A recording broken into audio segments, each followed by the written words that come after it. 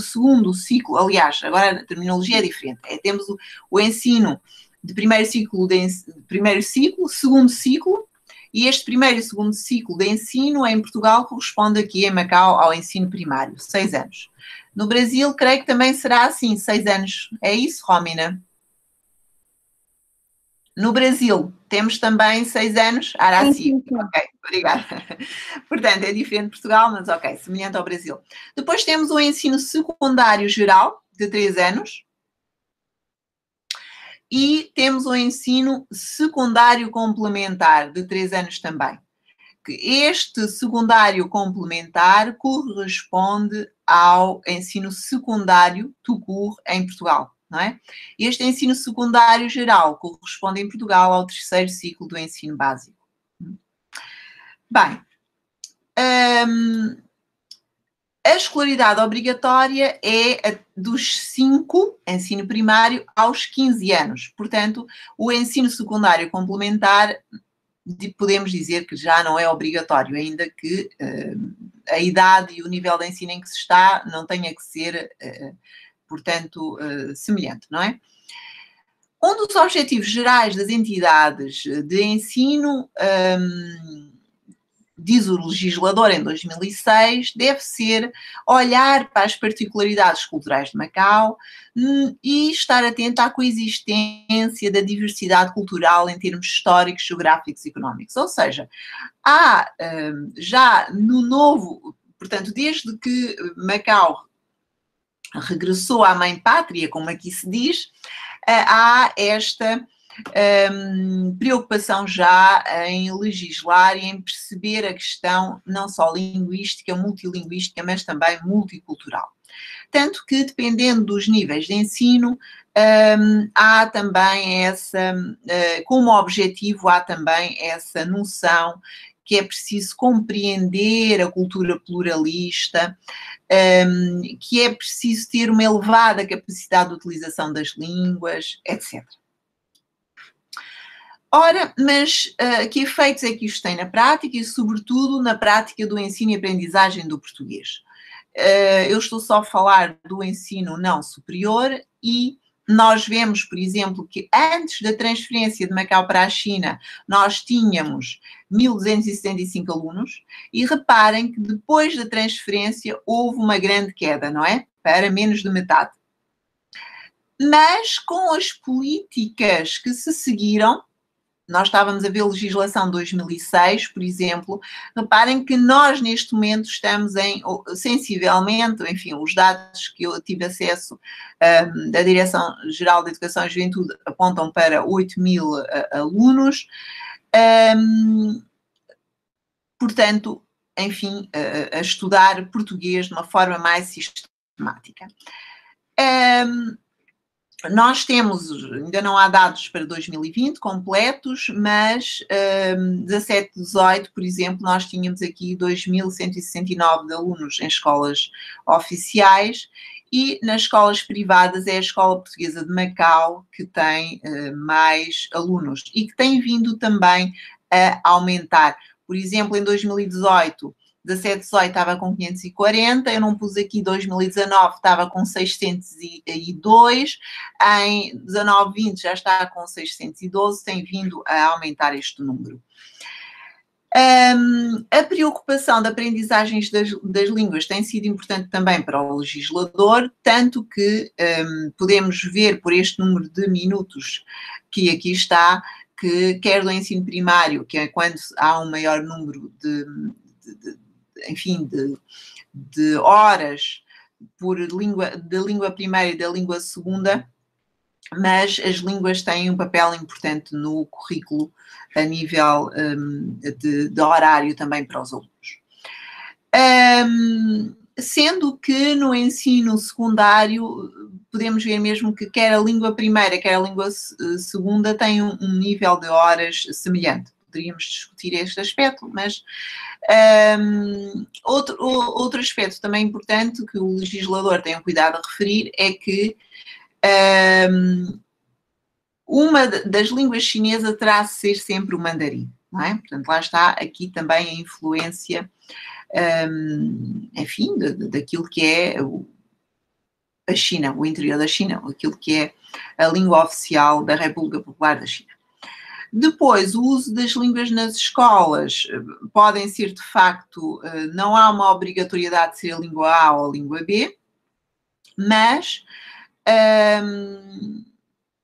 a língua chinesa tem de estar sempre presente, é uma obrigatoriedade, essa acaba por ser uma exigência. Vale. Um dos objetivos curriculares do ensino secundário complementar para a aprendizagem do português como língua primeira é também desenvolver, cultivar a competência intercultural.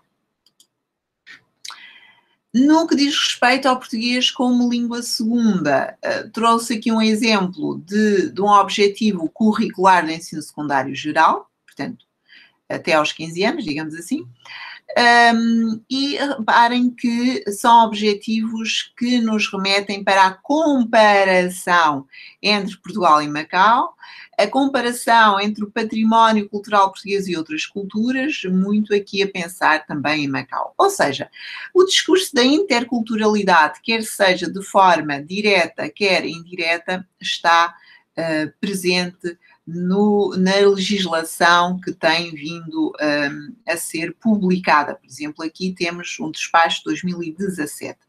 E essa culturalidade, por este exemplo que aqui dou, mostra-nos que é vista pelo legislador através da comparação entre várias realidades. Para o ensino primário da língua portuguesa, a referência à interculturalidade aparece apenas em relação ao ensino do português como língua segunda. Portanto, tentando-se desenvolver as competências comunicativas e interculturais. Ainda assim, é importante, este é um despacho de 2016, porque remete já para o ensino primário a interculturalidade a ser abordada de forma transversal. Portanto, parece haver aqui uma sensibilidade e uma preocupação de desenvolver os alunos desde o ensino primário para a competência intercultural. O que é obrigatório, de facto, se queremos formar falantes de outras línguas, e eu diria mesmo cidadãos, não é? Ora, o que é que se entende por competência intercultural? Não é? Portanto, não podemos esquecer que a palavra-chave da interculturalidade é o diálogo e que a interculturalidade pressupõe reciprocidade, interação, paridade entre culturas, sem lugar para hegemonias, supõe formas de estabelecer uma ponte e de criar empatia. Ora, esta interculturalidade opõe-se à multiculturalidade, em que se sobrepõem camadas de culturas diversas e em que a variedade não leva necessariamente ao diálogo. Bom, nós podíamos falar aqui também de transculturalidade, enfim, tem havido uma reflexão, como sabem, já desde o final do século passado até, sobre estas questões da cultura e como olhar para ela nas várias camadas, das várias formas de diálogo, etc. Mas, de facto, aqui eu privilegiaria a interculturalidade, o que é evidente na legislação que muito sumariamente apresentei aqui. Mas a questão que se coloca é, e Portugal? E Portugal também, e Macau, é uma região intercultural? Bem, como diz o Custódio Martins, um professor da Universidade de Macau e agora da Universidade de São José, o contexto sociocultural, portanto, em Macau parece ter faltado durante muito tempo ao contexto sociocultural e também, por consequência, ao contexto educativo, uma consciência alargada e multifacetada de interculturalidade.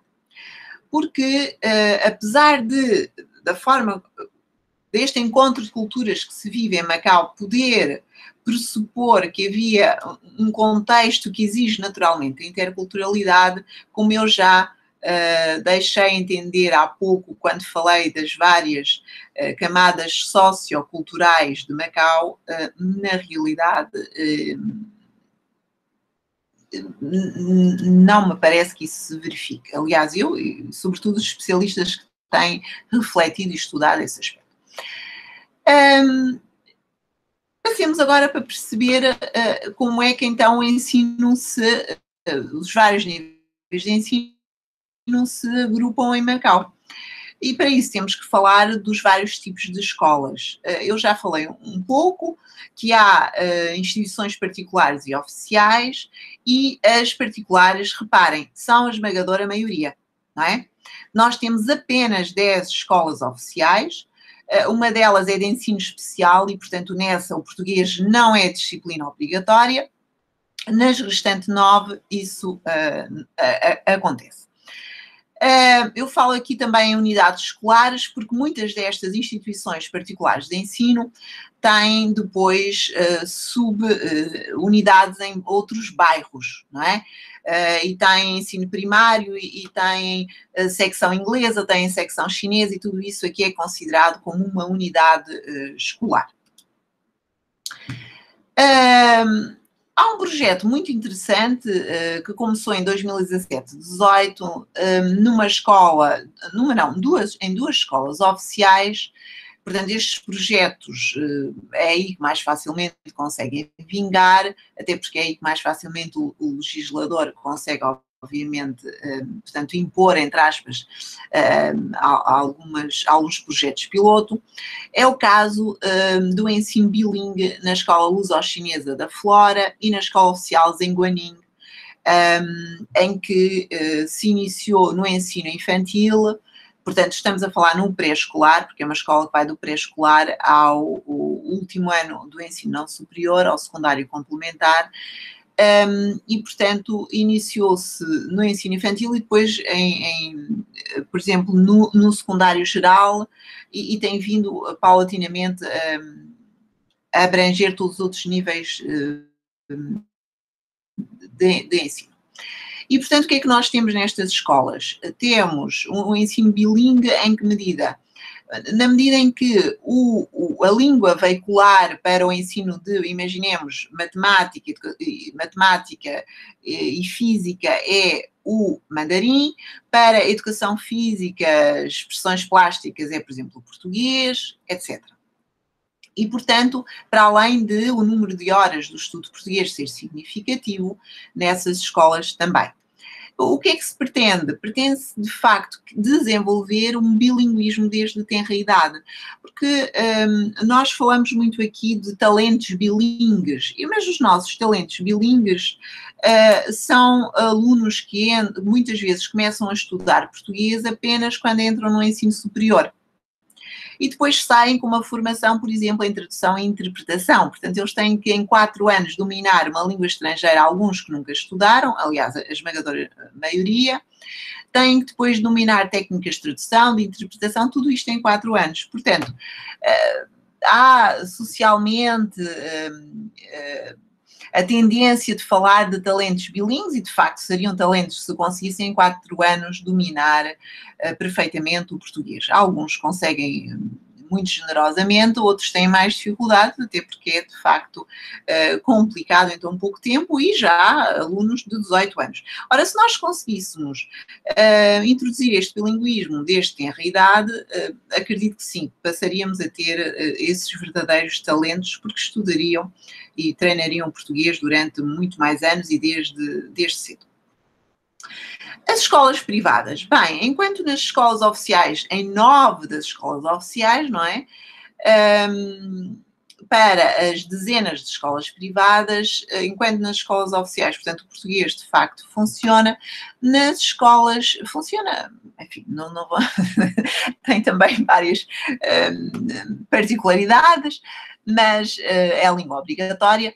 Nas escolas privadas, como o legislador dá uma grande autonomia a essas escolas para desenvolverem os seus currículos, é mais complicado instituir o português. Eu daqui a pouco já vou falar de algumas medidas que têm permitido a abertura dessas escolas ao ensino do português. Para além de que essas escolas privadas podem adotar línguas veiculares que não sejam os oficiais de Macau. Portanto, nós temos escolas que chamamos internacionais, em que a língua veicular é o inglês.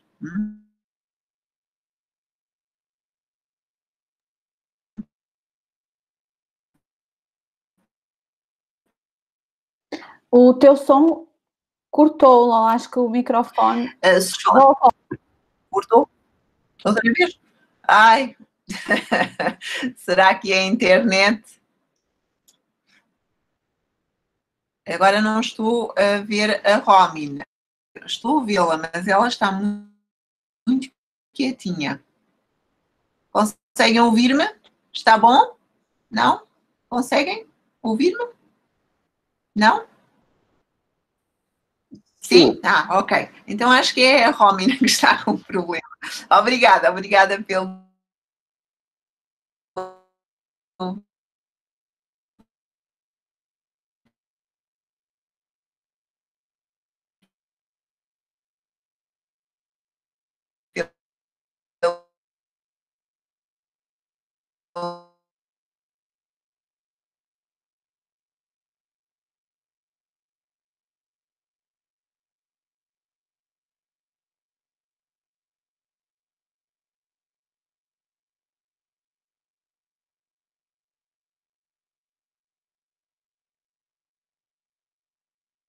sistemática na medida em que é a verdadeira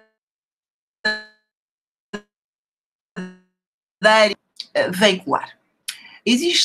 Foi instituída ainda antes da transição e é uma escola que apresenta um panorama multicultural. Eu não falo intercultural, como já repararam, neste caso, multicultural muito interessante. Porquê? Porque dos 609 alunos, por exemplo, que tinha em 2018 e dos 612 em 2019, tem recebido cada vez mais alunos chineses.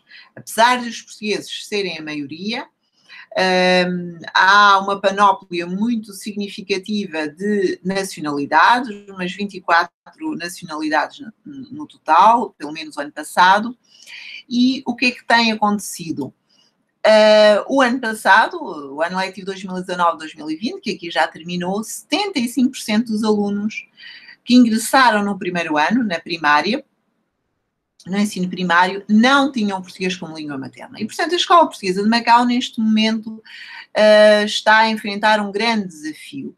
A esmagadora maioria dos alunos que todos os anos entram, isto começou há uns 3 anos, que tem vindo a aumentar paulatinamente o número de alunos chineses, e isto traz um grande desafio aos professores primários, porque eles passam a deixar de ser professores de português língua materna para terem de ser professores de língua estrangeira, na generalidade dos casos, não é?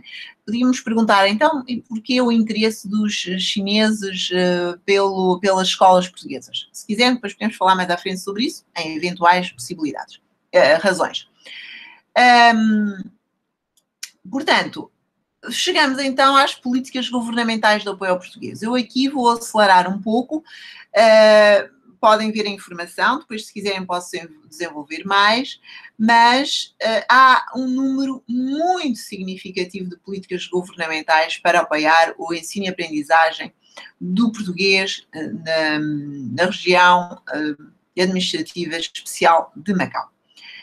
E elas estão legisladas, por exemplo, o Plano Quinquenal de Desenvolvimento da Região Administrativa Especial de Macau. Nós aqui temos planos quinquenais. Estou com curiosidade para perceber como é que vai ser o próximo, mas para já, neste plano quinquenal até 2020, havia uma importância em relação ao português e ao esforço que o legislador parecia querer implementar no incremento do ensino e aprendizagem do português. Porquê? Porque pretendia tentar formar-se mais profissionais nesta língua, criar mais possibilidades de certificação profissional, formar quadros bilíngues em várias áreas, sobretudo, reparem, linguística, financeira, jurídica, etc. Assim, algumas medidas que vão desde o ensino primário ao ensino secundário complementar e mesmo ao ensino superior, como verão no final, eu falo numa outra também para o ensino superior. Portanto, como eu disse, muito genericamente, desde criação de materiais didáticos, desde plataformas online, desde incentivo à criação de aulas de português como opção nas escolas privadas, porque sendo as escolas privadas a esmagadora maioria, é preciso criar condições aí de ensino do português. A própria DSES é Direção de Serviços de Ensino e Juventude, que é aquilo que eu diria que num país como Portugal, no Brasil, é o Ministério da Educação. E, portanto, é facultado gratuitamente professores por esta direção de serviços. Se as escolas quiserem contratar, escolas privadas quiserem contratar os seus professores, têm também um fundo de desenvolvimento educativo, que é financeiro, à sua disponibilidade. Portanto, há vários fundos de apoio à contratação de professores.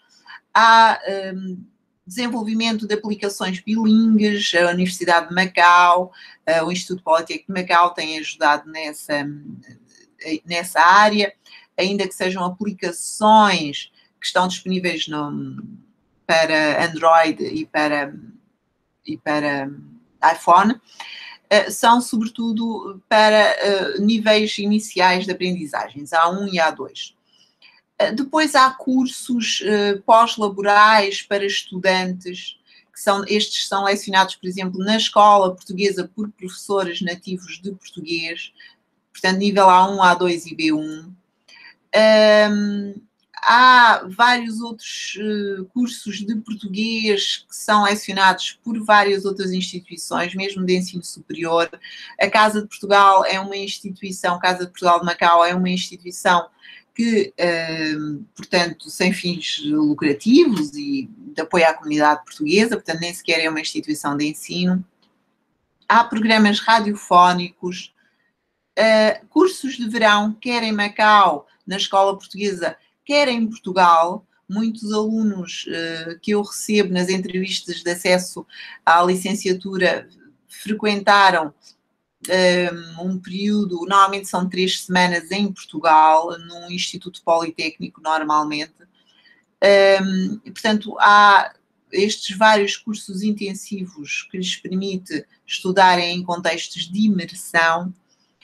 Há também apoios a que os estudantes façam exames de proficiência em língua portuguesa e, para isso, possam frequentar cursos de preparação, por exemplo, no Instituto Português do Oriente, e também há fundos de apoio aos estudantes para isso, quer para fazerem o exame, quer para terem a preparação previamente.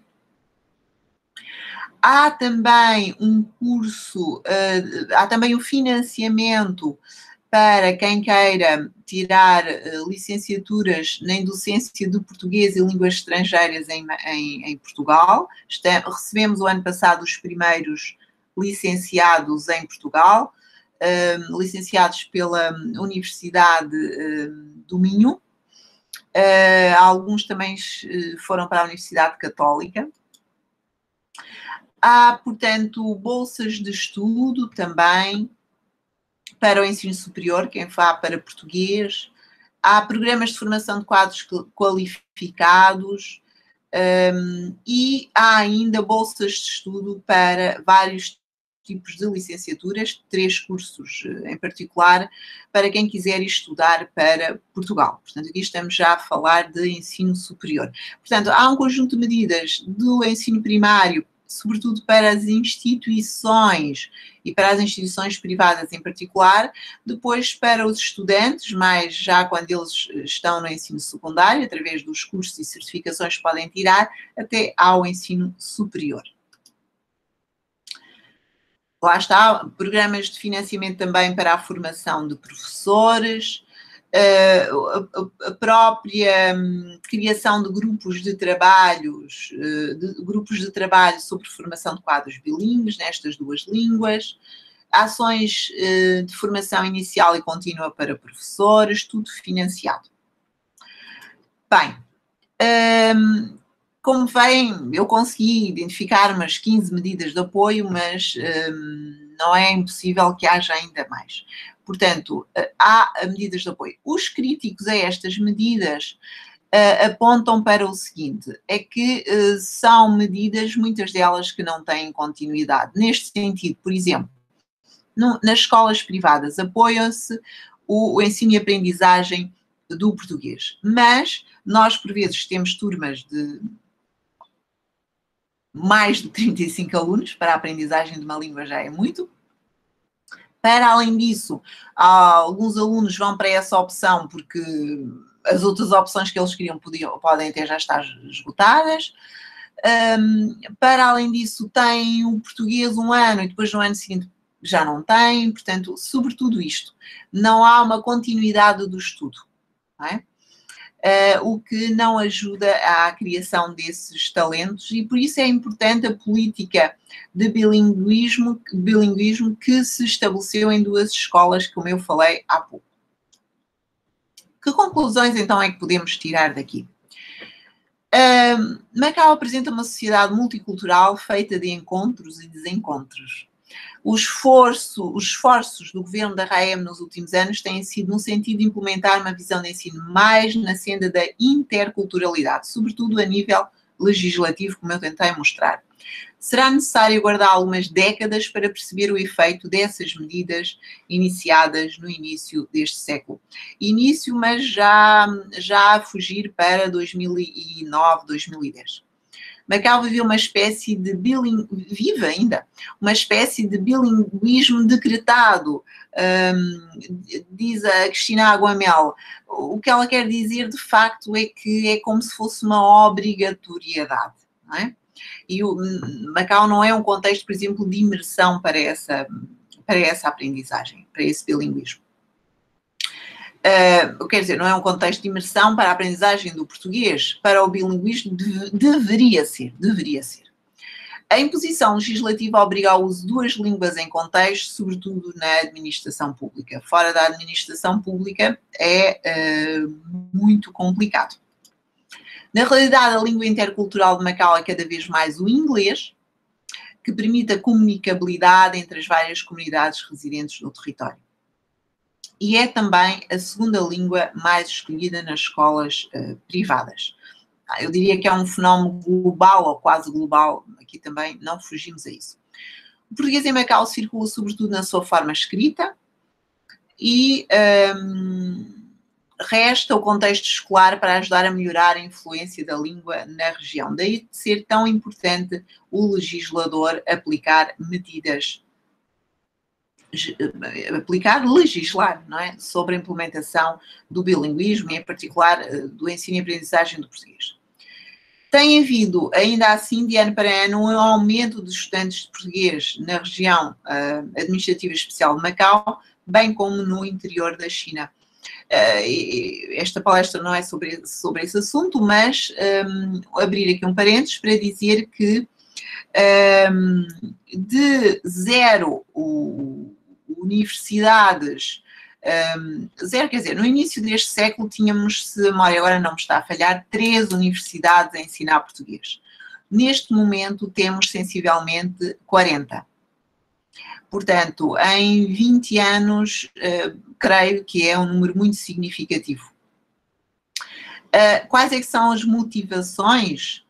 São sobretudo económicas, não nos iludamos, não é? Portanto, tem a ver muito com o interesse que a China tem nos países de língua portuguesa, no gigante Brasil, em Angola, em Moçambique, não só nestes 3, mas muito nestes 3 países de língua portuguesa, não é? Desde a devolução de Macau à China, que se tem assistido um maior investimento em educação por parte do governo da RAEM, nessa tentativa de se formarem talentos bilíngues, porque precisamos deles, na administração pública em particular, nos tribunais, etc. Muitas vezes o desejável para quem trabalhar na RAEM é serem talentos trilíngues, portanto, dominarem o cantonês, o mandarim e o português. E isto não é tão evidente assim. Esta semana contactei um colega se ele poderia dar uma disciplina de tradução e interpretação em part-time. E ele disse-me logo, mas eu vou ter que fazer tradução e interpretação em mandarim? E porquê é que ele me estava a perguntar isto? Porque ele é de Macau, é um chinês de Macau, e portanto ele sente-se à vontade no cantonês, obviamente, que é a língua materna, mas não no mandarim. Não é? E portanto nem sempre isto acontece. Na base desta aposta está a tentativa económica de tornar Macau uma plataforma para as relações entre a China e os países de língua oficial portuguesa. Não sei o que é que vai resultar do momento histórico que estamos a viver, da pandemia, ou seja, não sei se vai continuar a haver este interesse pelos países de língua portuguesa, este investimento da China. Se sim, teoricamente não haverá razões para que haja uma diminuição, pelo menos significativa, da aposta no português aqui. Tem havido então essa explosão, essa erupção vulcânica do interesse pelo português na China, e em ambos os contextos a prioridade tem recaído no estudo da língua como veículo privilegiado de relações comerciais com foco na tradução e na interpretação. São sobretudo estas duas vertentes que normalmente, pragmaticamente, interessam a quem estuda o português nesta zona. Precisamente porque o português abre horizontes para essa plataforma que Macau quer ser o centro e a plataforma de relação com os países de língua portuguesa. Há, de facto, vários quadros, várias legislações que pretendem incrementar medidas e iniciativas para conseguir essas relações. Os subsídios, a aposta do acesso à cultura, à língua portuguesa em contexto de imersão, como eu falei há pouco, incentivando a ida de estudantes de Macau para Portugal para tirarem licenciaturas inclusivas, tem permitido aumentar ligeiramente o número de falantes desta língua e permitido também tornar a língua mais cativante para esses estudantes. Parece haver um interesse, vamos ver, houve mudança de governo aqui na RAEM em dezembro do ano passado, depois chegou a pandemia em final de janeiro e neste momento não consigo perceber se este quadro quinquenal que veio até 2020, se é para prolongar no sentido de se continuar a incrementar as medidas de apoio ao ensino do português, se vai haver uma reviravolta, portanto, estou também expectante a esse nível para ver o que é que vai acontecer. Claro que todas estas medidas são de promoção e não de obrigatoriedade, e, como diz Maria José Grosso, uma estudiosa e conhecedora destas questões linguísticas em Macau, ainda não integrou de forma sustentável uma cooperação forte na área da educação em línguas, cujos objetivos fundamentais para o século XXI são o diálogo intercultural, a compreensão do mundo e a compreensão do outro. Portanto, Maria José Grosso acha que Macau ainda não atingiu esse nível, esse patamar desejável para o século XXI. Vamos ver se todas essas medidas que eu falei poderão efetivamente ajudar ou não, e estes programas pilotos na Escola Oficial de Guanyin e na Escola Primária Luso-Chinesa da Flora, se efetivamente poderão ter consequências, e quais serão elas. Ora, conclusões a que nós chegamos: o português acaba por ser uma língua imposta em Macau, não é? E que utilidade é que poderá ter uma língua num contexto em que é imposta? Essa é uma questão, de facto, constante, não é? E, sobretudo, que tem efeitos, uma vez mais, económicos, também na escolha que é feita em relação ao português, como eu já disse há pouco, porque permite mobilidade social, mobilidade económica, através de empregos como na função pública. Um tradutor-intérprete aqui, de facto, ganha muito bem. Com as políticas de bilinguismo, vamos ver então se, e com o incremento de alunos chineses a estudar na Escola Portuguesa de Macau, vamos ver se conseguimos finalmente consolidar a proficiência linguística em português dos estudantes. Enfim, finalmente, para alguns, não é? Também temos alguns talentos, efetivamente. Vamos ver, a partir de 2021, como eu estava a falar, outros desafios se desenharão, e agora com a pandemia, que obviamente ninguém previa, também já se começa a falar em cortes em Macau, não é? Macau que tem um superávit, enfim, invejável para a maior parte dos países e regiões, mas também já se começa a falar aqui em cortes, portanto vamos ver o que é que vai acontecer, se há uma sedimentação dessas políticas multilinguísticas e interculturais que o governo pretende, através da legislação que tem vindo a ser publicada, ou se há um retrocesso, não é? O ideal seria que houvesse condições de continuidade cultural e de aprendizagem linguística do português e que se apostasse na formação inicial dos professores no ensino do português, porque há algumas colegas portuguesas que dão aulas em escolas chinesas, às vezes comentam como é que as colegas chinesas dão aulas de português. E não é só de português, é de inglês também, de línguas.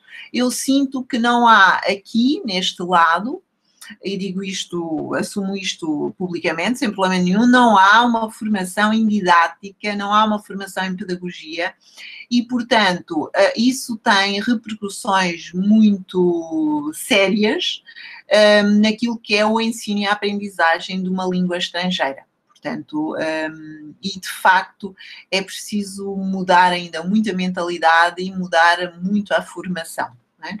Vamos ver se consegue fazer isso.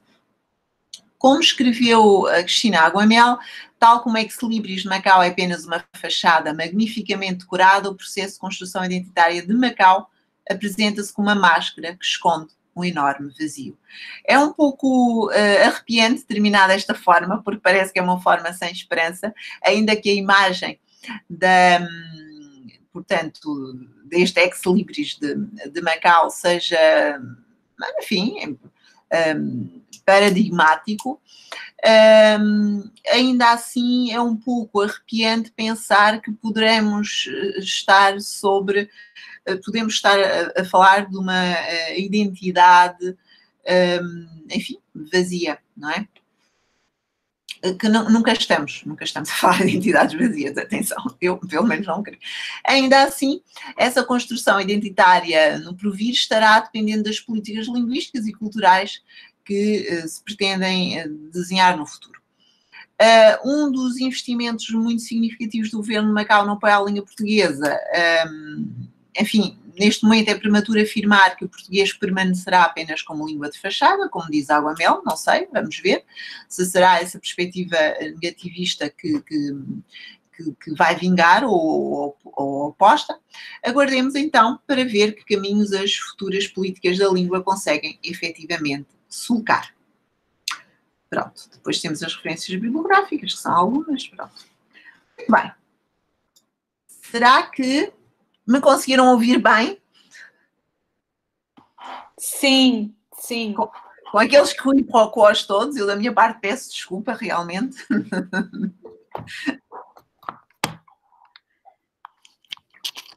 Eu espero não ter sido muito enfadonha, mas falar assim no vazio, sem pegar em alguns aspectos mais, enfim, mais enfadonhos, estou-me a repetir, talvez não fosse tão perceptível, não é? Portanto, não gostaria de falar da minha experiência, mas daquilo que são os dados e os factos, ou pelo menos alguns dos dados e os factos, não é?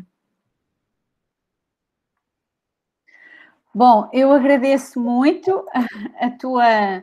Vocês estão a ouvir bem? Eu consegui finalmente trocar para o computador. Espero que agora é comigo. que a ligação não caia novamente. Eu agradeço muito, obviamente, principalmente por nós podermos ter acesso a uma contextualização muito importante sobre algo, não aquilo que nós falávamos, a questão de ser um contexto exótico, não é?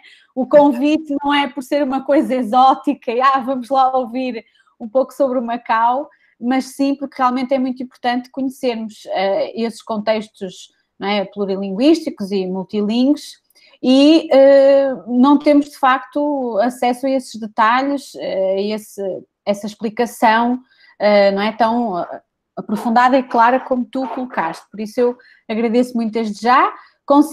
Não considero nada enfadonho, acredito que muitos dos presentes também não, porque senão também não teríamos como entrar um pouquinho na discussão, não é? Num debate, sem ter obviamente um plano e pelo menos, não é? Um grande panorama daquilo que é o contexto e alguns dos detalhes que tu já colocaste e algumas questões um bocadinho mais problemáticas. Não é? Talvez também fosse interessante saber o teu posicionamento e as tuas percepções, as tuas representações sobre tudo isso. Eu vou então abrir o debate. Acredito que haja bastantes perguntas e dúvidas. Eu estive a ver que há aqui até algumas colegas que vão, não é?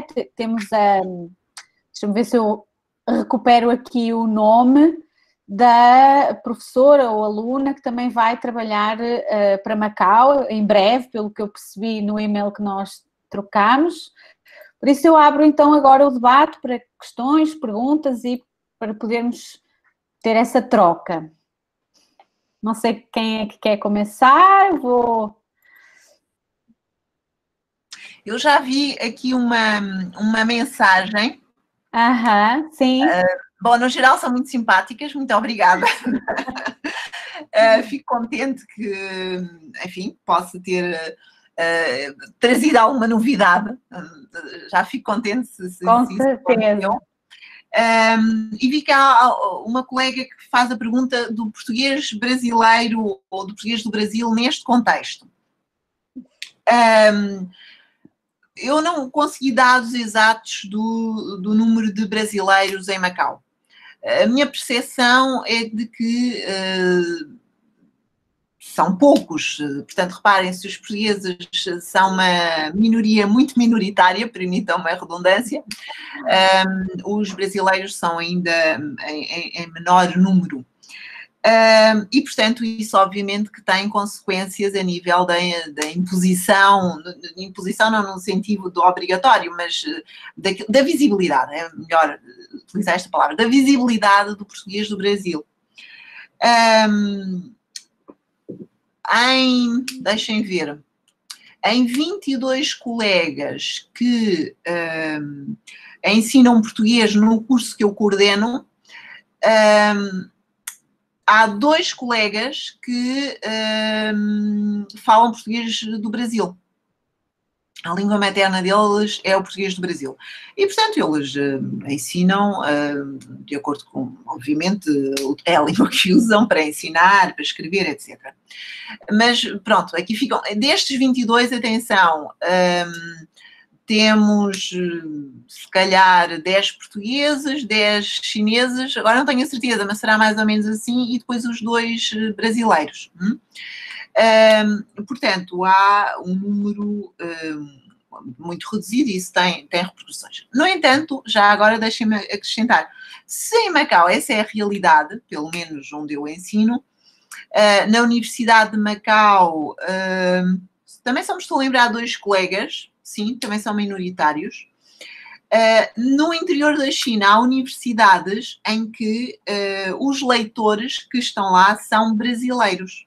E, portanto, em algumas universidades do interior da China, os alunos chineses aprendem de acordo com o português do Brasil. E eles falam o português do Brasil, é a variante que utilizam.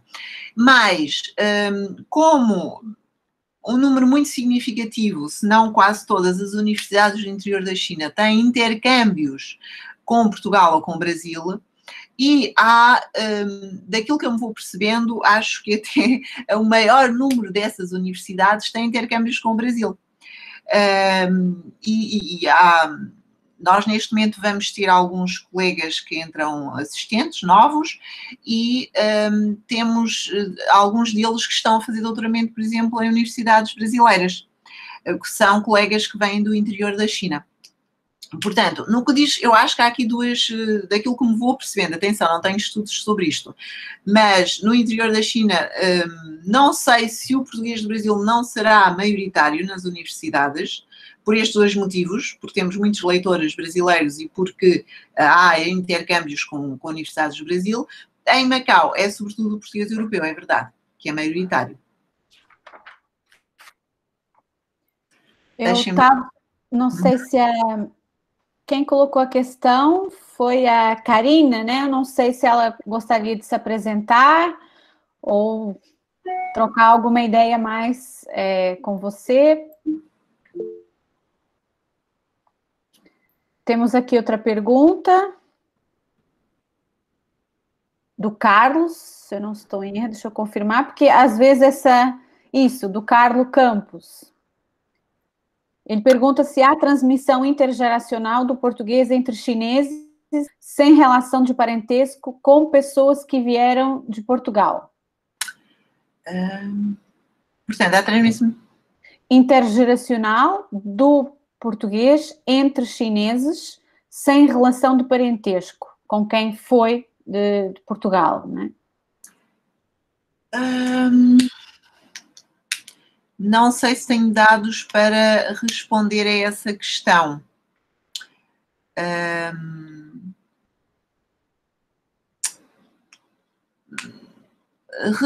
Transmissão intergeracional. Bem, primeiro não tenho dados para responder a essa questão. Depois, na verdade, há alguma influência geracional, mesmo que não haja, portanto, relações de parentesco, mas não me parece, agora, dos poucos casos que eu consiga conhecer, não é? Em tantos mil habitantes, não me parece que haja essa transmissão. Não me parece, mas mais uma vez não tenho dados. Até porque mesmo a transmissão intergeracional é muito fraca. Eu dou o exemplo seguinte: eu tenho alguns, não são muitos alunos, que têm, e alguns funcionários do Politécnico, que têm um nome ainda português, mas que depois já têm que falar em inglês com eles. Respeito aos funcionários. No que diz respeito aos alunos, alguns têm nomes portugueses, mas às vezes são dos alunos mais fracos da turma, ou pelo menos são os alunos medianos. E às vezes pergunto, então, mas de onde é que vem o seu nome português? Ah, vem do meu avô. Então, e não fala, então o seu avô ainda é vivo? Ah, ainda é. Então, e não fala português com ele? O A quer dizer nem por isso. Outros, os avós já morreram, não é? Portanto, perdeu-se essa ligação. Outros é o pai que ainda herdou do avô, mas então treine com o seu pai. E depois fazem-me um sorriso amarelo que eu percebo que não treinam, não é? Por mais que eu insista. E, portanto, mesmo a nível intergeracional, eu sinto que há aí muitas lacunas. Eu queria, não sei se, acho que posso agora, eu vou colocar também uma questão e abrir talvez a conversa para também um outro sentido, que é a questão dessas línguas como moeda de troca, não é? A economia, essa mercantilização linguística, não é? Porque, de facto, supostamente essa aprendizagem, por aquilo que eu entendi, não é? Se eu entendi bem, a aprendizagem do português dá, então, esse acesso, não é? A uma qualidade de vida melhor, a um trabalho que é bem remunerado, Portanto, aqui acho que nós estamos novamente sobre aquela questão, até esta semana houve uma live também da Associação da ALAB, da Associação de Linguística Aplicada do Brasil, sobre essa questão dos repertórios em que as línguas que nós estamos a aprender têm uma moeda de troca, elas têm um valor, não é? Portanto, elas passam a ser mais a língua de prestígio do que propriamente essa tal questão da herança cultural e do valor, por exemplo, que seria intergeracional, não é? Então, se não tem propriamente um lucro, ou se eu não vou, entre aspas, ganhar nada com isso, também não é tão útil eu manter essa tradição. Não sei se é o caso, mas fez-me lembrar, fez-me pensar um pouco nisso, não é? Nessa questão da mercantilização da linguagem, incluindo, não é, da língua estrangeira, que consequentemente vai sempre promovendo o inglês como sempre em primeiro plano, não é? Não sei se concordas comigo. Sim, mas antes disso, queria que, se me permites, terminar de responder a uma questão da Karina.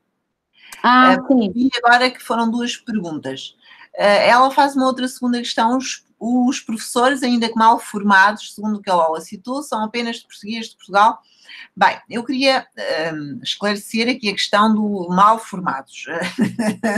Politicamente não é nada correto dizer isto. Eu não disse exatamente isto. O que eu quero dizer é que há, de facto, algumas lacunas e o que eu sinto é que falta aqui bases de pedagogia e de didática, não é? Há bons e menos bons profissionais em todo o lado do planeta, não é? Portanto, não vamos aqui dizer que aqui estão os menos bons, não é?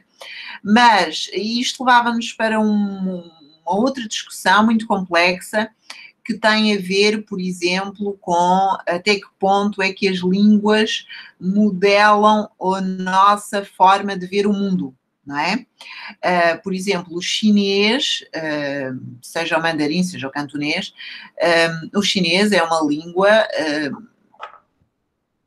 tão diferente das línguas ocidentais que obrigatoriamente, parece-me, tem de modelar a percepção do mundo de uma forma diferente que modela o português. Isto é, enfim, questionável o que eu estou a dizer, mas alunos que começam a decorar e a desenhar caracteres desde os 3 anos, não é? A minha filha, que tem 11 anos, estuda mandarim desde os 6, e eu agora às vezes peço-lhe para ela me ler caracteres e ela lê 1, 2, 3, 4, mas não consegue ler tudo. Claro, ela tem o mandarim como uma língua estrangeira, não é? Mas onde eu quero chegar é que ela em inglês não tem problema em ler-me textos e livros, não é? No entanto, em mandarim ela não consegue. Porquê? Porque, por vários motivos. Um deles é que lhe falta o treino sistemático na língua. Isto para dizer o quê? Para dizer que nós vemos muito nos textos orientadores dos chineses e às vezes em programas, disciplinas feitas por chineses, a memorização. Isto para nós, não é? Pode parecer muito estranho e para mim continua a parecer. Porque eu quero acreditar que há outras formas de aprender. A memória é fundamental, nós não conseguimos aprender sem a memória, atenção. Mas centralizar o ensino na memorização, com toda a carga pejorativa que isso tem, é problemático, não é? Mas, de facto, para se ler, por exemplo, um jornal, supostamente tem de saber pelo menos ler 5.000 caracteres, portanto, eu acho que não se consegue sem recorrer à memória. Onde é que eu quero chegar? É este contexto linguístico da própria língua, de quem ensina, não é? Dos professores chineses, é natural que tenha repercussões na perspectiva como eles veem o ensino das línguas, porque uniformizam o ensino do chinês, que, repito, tem de passar necessariamente por memorização, ao ensino de outras línguas. Portanto, na minha perspectiva, porque eu sou ocidental, eu acho que há outras formas de ensinar as línguas, nomeadamente estas línguas ocidentais. Mas isto mexe com vários aspectos, não é? Portanto, eu não sei se são mal formados, são formados de forma diferente, ou pelo menos da forma que não vai ao encontro dos meus paradigmas, eu prefiro dizer assim, não é? Se são bem ou mal, pronto, não vão ao encontro dos meus paradigmas, acho que é o melhor. Portanto, e agora sim, em relação àquilo que a Rómina dizia, as línguas como moedas de troca, fez-me lembrar o Pierre Bourdieu, não é? Sim. Sim, aqui nitidamente. É claro que haverá alguns casos em que o português é por razões afetivas, no caso dos macaenses, por exemplo, portanto, geracionais, como estávamos a falar há pouco, mas enquanto o governo de Macau valorizar esta criação de talentos bilíngues, e enquanto for necessário tradutores e intérpretes, enquanto a China tiver interesse nos países de língua portuguesa, sim, a aprendizagem faz-se por esse interesse, sobretudo. Não direi que será o único, não é? Mas é um interesse económico, moeda de troca, como a Romina dizia, a língua como moeda de troca, que me parece claro. Aliás, a primeira coisa, não, acho que posso citar, até porque é, de certa forma, uma homenagem que lhe estou a fazer, a primeira pessoa que me recebeu em Macau, metaforicamente falando, foi o professor Carlos André, da Universidade de Coimbra, que tinha sido meu professor em Coimbra, e depois ele estava aqui a coordenar o Centro Pedagógico e Científico da Língua Portuguesa, um centro de investigação para o qual vim quando cheguei a Macau. E ele, desde o início, que me tirou as ilusões, ou seja, que me instruiu neste sentido. Atenção que o português aqui funciona enquanto funcionar como, lá está, moeda de troca económica. Enquanto houver capital, não é? Exatamente. Eu naquela altura fiquei a olhar assim um bocadinho, não é? Onde é que vai o meu romantismo, o meu lirismo, como é que é possível? Mas rapidamente lhe dei razão, de facto. Porque houve uma época, né, e acho que ainda continua sendo um pouco isso, essa questão de ser bilingue como um estatuto, um prestígio só por si, só pela própria designação. Ah, tal pessoa é bilingue ou é um falante nativo, isso já atribui uma determinada qualificação ou competência para algo a mais do que outra pessoa que tenha no repertório linguístico essa língua também, mas que não seja considerada nativa, né? Sendo que isso é bastante problemático, né? Eu estava pensando aqui que na linguística aplicada, pelo menos no contexto brasileiro, né? Os autores que trabalham também com isso, colocam essa questão, né? Aquilo que é também direito e obrigação, mas ao mesmo tempo que não pensar tanto em domínio ou competência em língua 1 ou língua 2 ou língua estrangeira, mas em repertórios multilingües que nós temos, que vamos usando, vamos passeando e navegando, né, entre eles e neles, e que, de certa forma, isso vai nos construindo, talvez como cidadãos supostamente mais interculturais, democráticos, enfim, e também com essa questão identitária. Eu penso que, por aquilo que tu estavas apresentando, que não é tanto essa questão que acontece, né? Uma das questões que eu estava também pensando durante a apresentação é como que fica, então, realmente essa questão pós-pandemia, né? Se há esse investimento e se há emprego no momento, a partir de uma situação em que não haja isso, então vai haver... Acho que isso aconteceu no Brasil com o espanhol, né? Eu vi um momento em que o capital teve interesse, por exemplo, em colocar o espanhol com um grande predomínio e protagonismo na educação básica, e hoje em dia isso não acontece mais, né? Não é minha área de estudo, nem de pesquisa, obviamente, mas é algo que a gente vê nesse cenário, né, atual, né, econômico e político, enfim, em que tudo isso tem muita influência. Não sei se alguém quer colocar mais alguma questão. Tem algumas pessoas aqui a Joyce e outras presentes que trabalham também em contextos distantes do Brasil. Não sei se alguém quer colocar uma questão ou uma dúvida ou alargar um pouco o nosso debate. Oi, Joyce. Não estou obrigando, estou apenas cutucando. Havia alguém que viria para Macau? Fiquei com essa ideia. Não, houve uma... já não está online, será? vou verificar aqui o nome. Porque... Bom dia. Bom dia.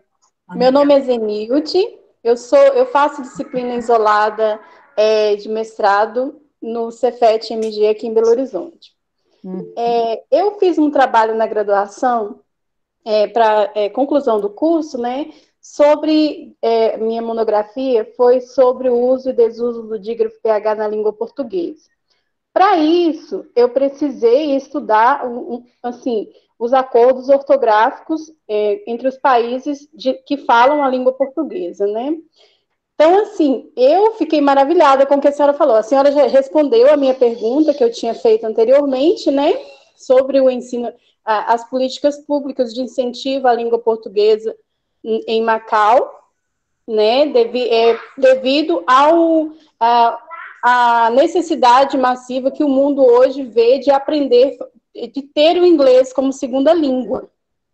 Então, a senhora já respondeu a minha questão lá em cima, eu agradeço muito. Então, assim, esse trabalho, tudo que a senhora tem apresentado, para mim tem sido edificante, porque está em cima daquilo que eu estou estudando, que eu estou trabalhando, e eu, assim, trabalhei na monografia e estou levando esse trabalho para o mestrado. E a minha intenção é fazer um glossário etimológico com essas palavras que antes eram escritas com o dígrafo PH. E eu queria que a senhora indicações. Olha, mãe, olha. Olha. Olha. Ok. Zenilde, ainda está online? Está. Ela Ligou tirou o microfone, sim. Eu não sei se percebi, ela quer indicações sobre... Eu acredito que indicações bibliográficas, referências, não sei. Ou indicações sobre questões do acordo ortográfico relacionado com Macau, será?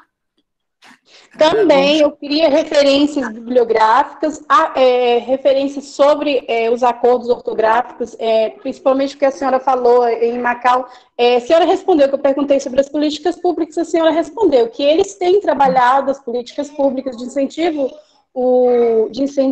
ao ensino de língua portuguesa, né? Aí eu queria saber mais sobre isso, porque para mim assim, é questão de valorização do trabalho, né? A pesquisa é necessária para aprofundar mais no trabalho. Então vamos ver, Zenilda, a ver se eu estou a percebê-la. Está a falar de que gostaria de aprofundar o uso de políticas públicas e também do acordo ortográfico em Macau, será? É os dois aspectos? Na realidade, o meu trabalho é sobre o uso e desuso do dígrafo PH na língua portuguesa. E isso engloba todos os países que falam a língua portuguesa, né? Então, assim, eu gostaria de trazer indicações, referências bibliográficas, né, obviamente, e saber o porquê dessas mudanças. Ok. Eu, por acaso, tenho uns artigos publicados sobre a questão do acordo ortográfico. Não sei se sobre esse aspecto do PH, não, quer dizer, em Macau o uso e como é que evoluiu, acredito, se a memória não me está a falhar, que ainda encontra uma ou outra tabuleta antiga em que pode encontrar farmácia com PH, acredito, mas acho que, pronto, isso não é agora o que lhe interessa. Devo dizer-lhe o seguinte,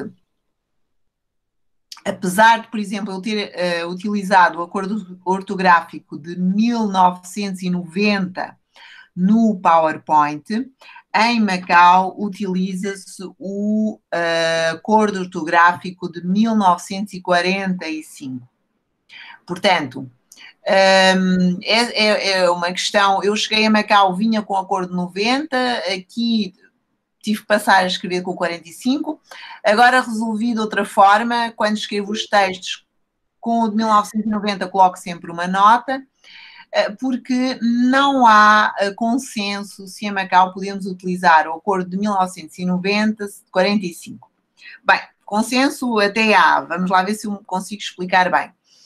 Legalmente, quando a transição, portanto, foi assinada, refere-se aí que o acordo ortográfico será aquele que naquele momento vigorava em Portugal. Naquele momento vigorava em 1999 o acordo de 1945.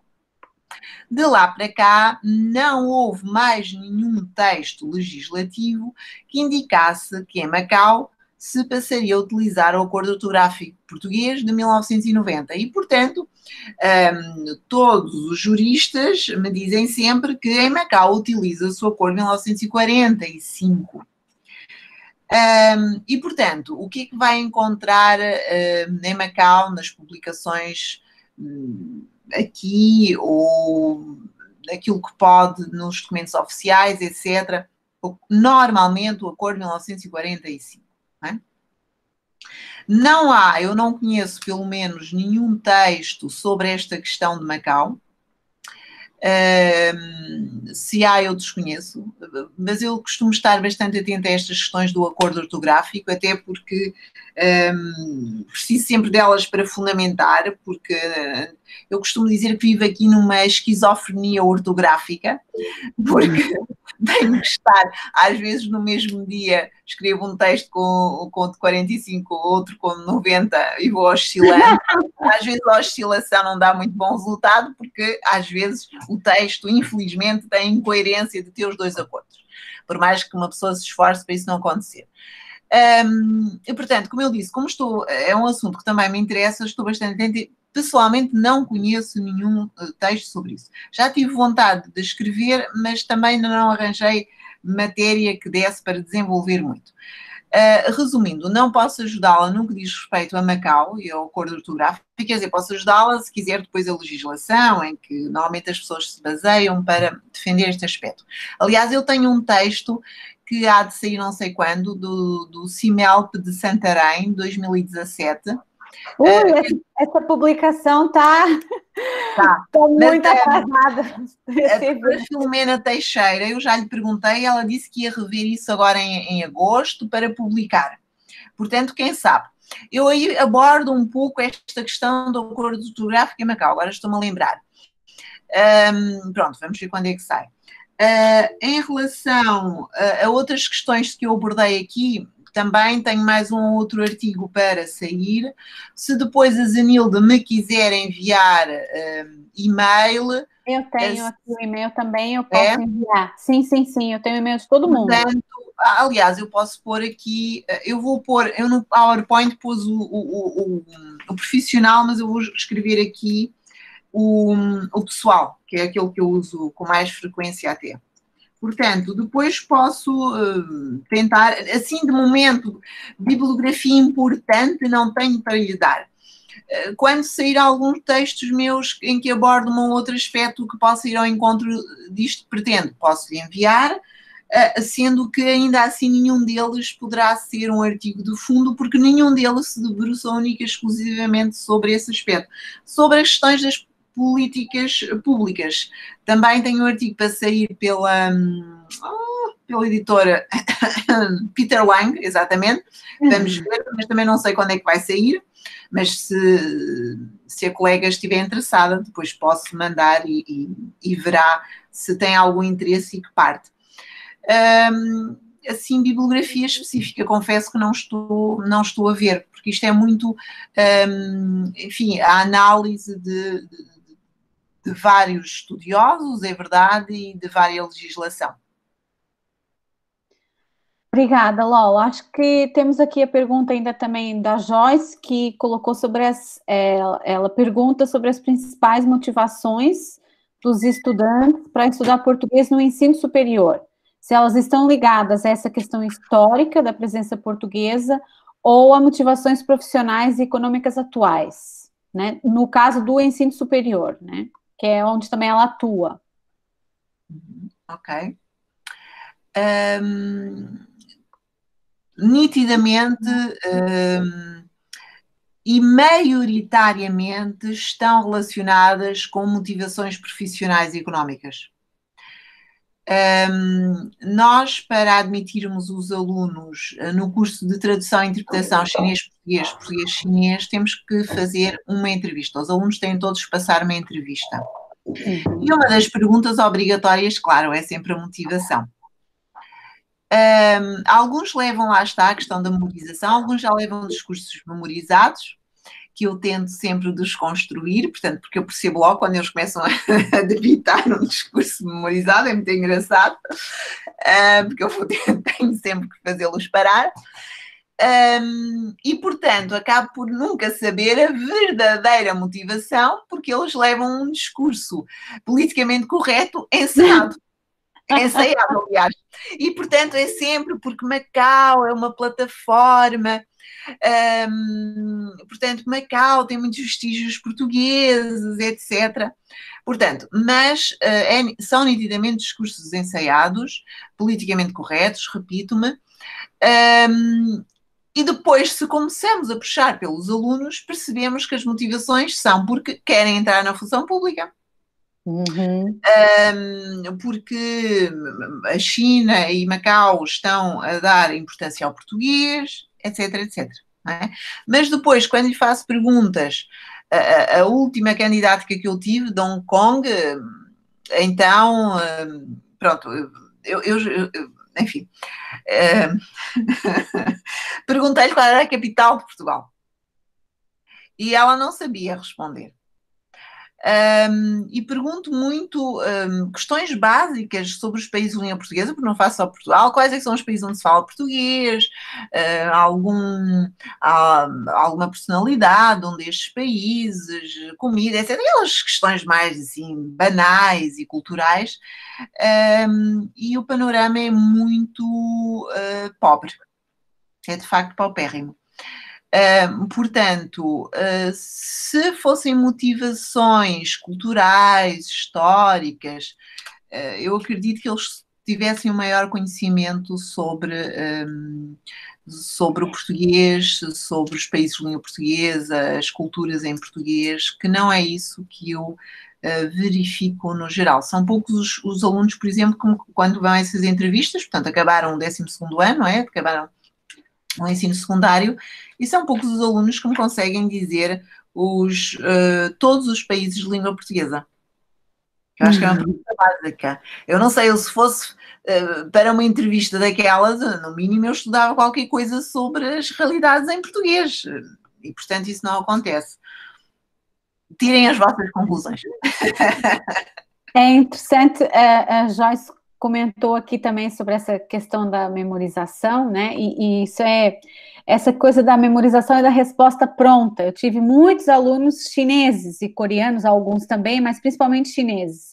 E era muito interessante como alguma pergunta sobre opinião de qualquer tema que fosse, por mais simples e banal que fosse, e tentando na aula fazer pergunta a vários alunos, todos eles davam mais ou menos as mesmas respostas, quase com o mesmo quase com o mesmo léxico, o mesmo vocabulário, e ficava muito difícil entender se realmente aquilo era uma opinião ou essa tal questão que eu penso que tem a ver, claro, com a questão também política e como isso influencia, e também a própria estrutura da língua, não é? Essa questão da memorização, da quantidade de caracteres, né? São alunos que aprendiam muito bem rapidamente gramática, né? A questão da flexão, né? Que não existe em chinês, em mandarim, mas eles tinham muita dificuldade em questão de interpretação, de posicionamento no texto, e de, às vezes, até perguntas sobre um breve comentário,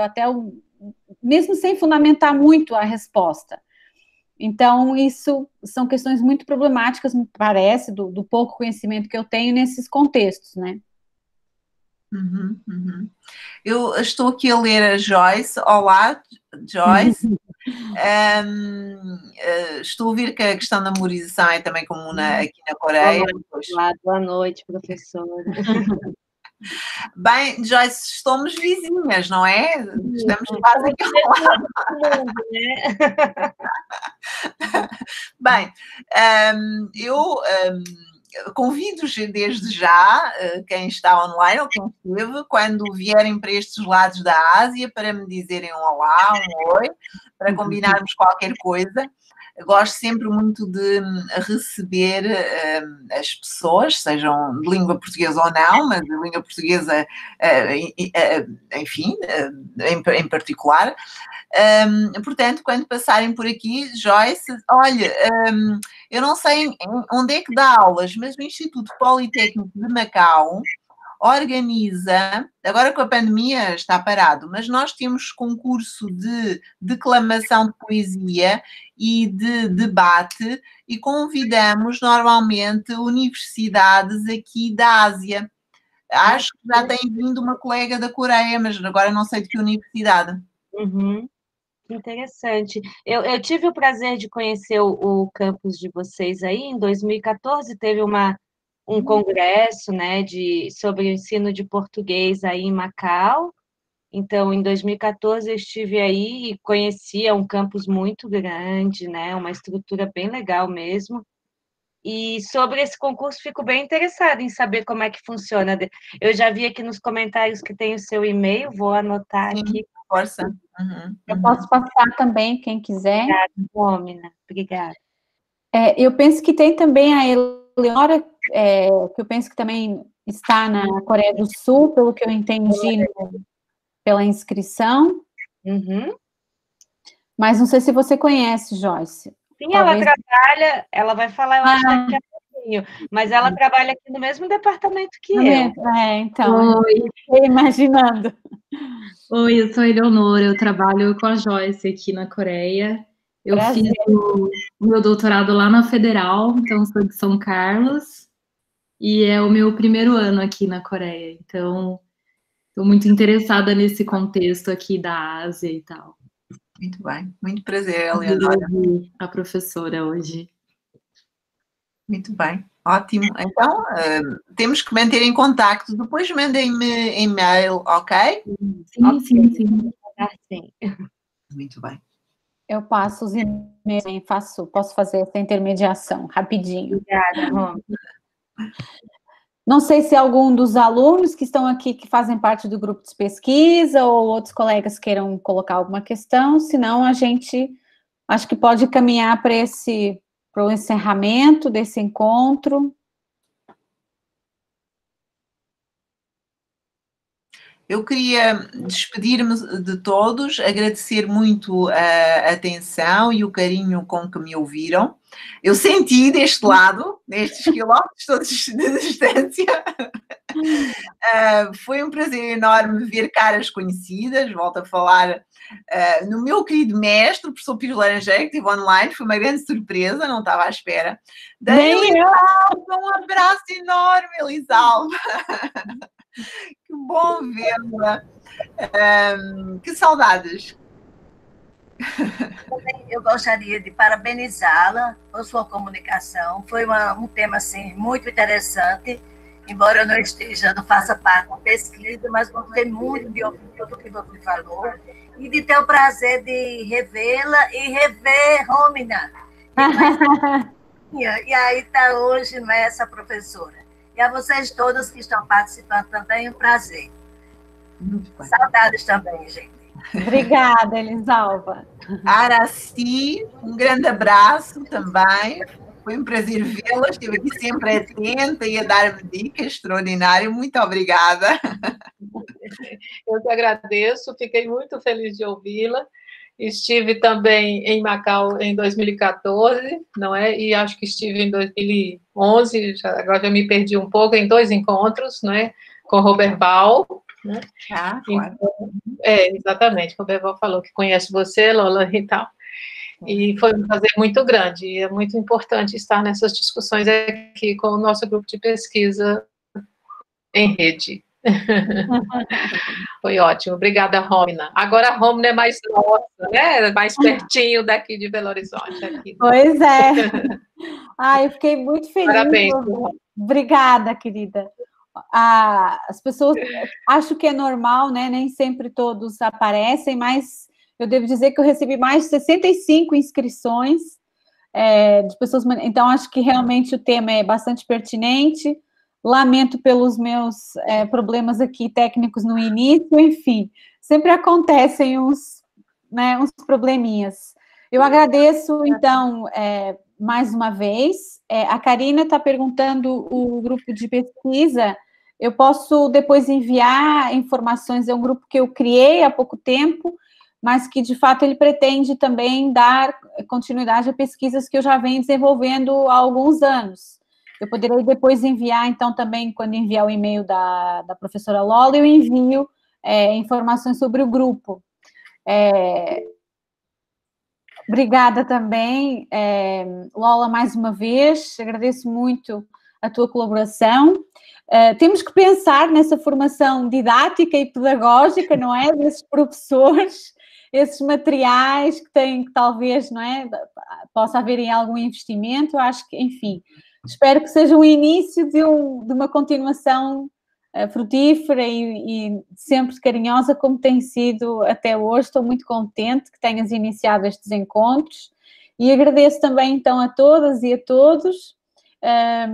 Quem precisar de certificado, entre em contacto comigo, que eu depois faço lido com essa burocracia. E querias dizer alguma coisa, Lola, então? Mesmo só para terminar, faço minhas as tuas palavras, peço desculpa pelo início atribulado e depois ali no meio. Raramente me acontece, mas é sempre desagradável, ainda por cima quando é deste lado. Quando nós estamos desse lado, enfim, portanto, muito obrigada de e não queria terminar sem agradecer, não queria deixar de terminar como comecei, ou seja, agradecer à Rómina uma vez mais esta oportunidade, dizer que para mim foi um enorme prazer e uma enorme honra poder trabalhar com a Rómina, porque para além de ter muita confiança intelectual nela, tenho muito carinho. Eu ontem não, nós treinámos na terça. Nós treinámos na terça, gente. Nós treinámos. Maravilhoso. Funcionou tudo muito bem, mas na terça. E eu dizia-lhe na terça que ela está bonita, tenho que dizer isto em público, senão até achas que eu estava a brincar. Eu gosto de brincar, mas estava a falar a sério. Parabéns, Rómina, muitas felicidades, continua a correr tudo bem e vamos falando, claro. Sim, tá bom. Obrigada a todos, então, novamente. E eu vou, então, distribuir, depois eu envio algum e-mail com a informação sobre o grupo e fico ao dispor para pedidos de certificado. Já vi aqui alguns comentários e espero vê-los a todos em breve nos próximos encontros que eu irei organizar também, dando continuação em agosto. Boa noite Lola, boa noite Eleonora, Joyce, está bastante tarde já para vocês. E bom dia aqui para a gente no Brasil. Bom dia para vocês. Obrigada. Tchau. Obrigada também.